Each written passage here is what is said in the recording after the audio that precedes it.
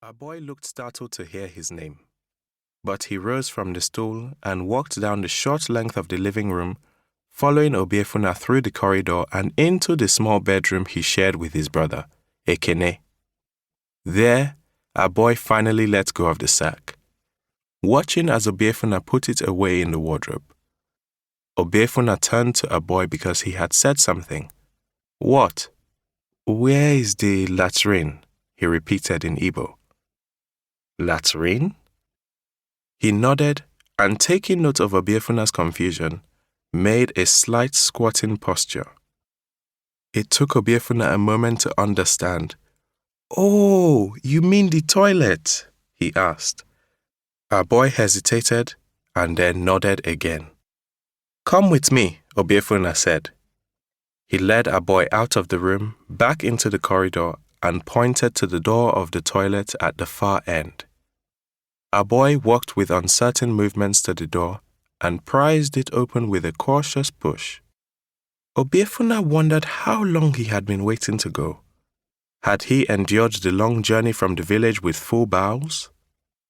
Our boy inspected the bathroom with a perplexed expression that prompted Obiefuna to step into the toilet and tap at the water system, proceeding in halting Igbo.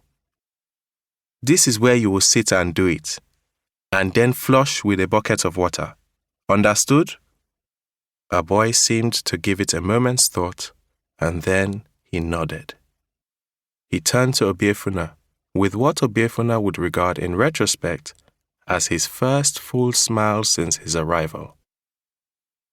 That night, Obiefuna stood outside his parents' bedroom, ear pressed to the door, sifting through their bedtime conversation. "Anamansi, I should have at least been informed that you were coming with him today. How can you bring someone from nowhere into our house and expect me to be happy with it?"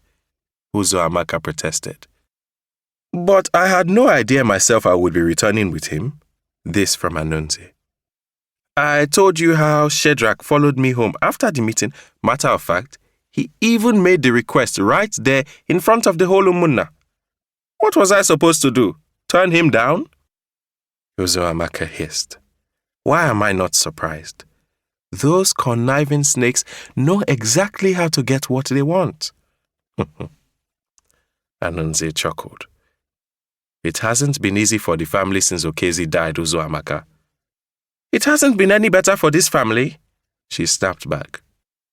Anunzi exaggerated a tired yawn. "He won't be here for very long." His voice had slowed to a sleepy drawl.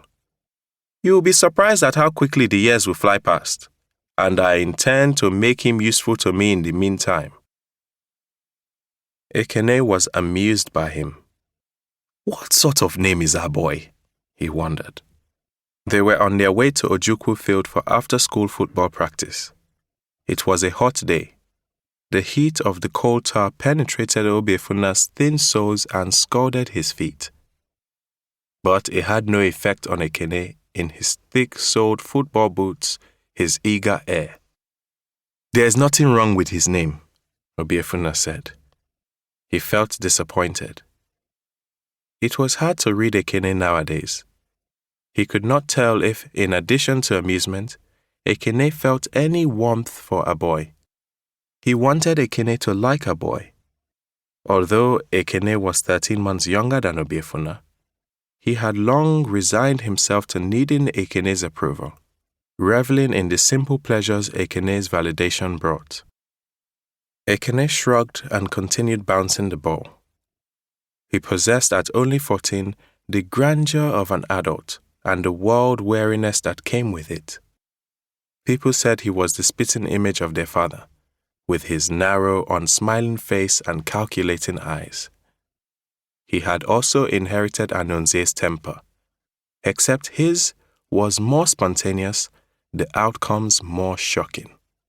At 10, he had buried the tip of a ballpoint pen in the lower back of a classmate after the boy pulled his chair out from under him as he was sitting down, causing him to land on the floor. Had called his Form 4 class teacher a prostitute for publicly berating him after he failed the test, receiving their father strokes afterwards with impossible endurance.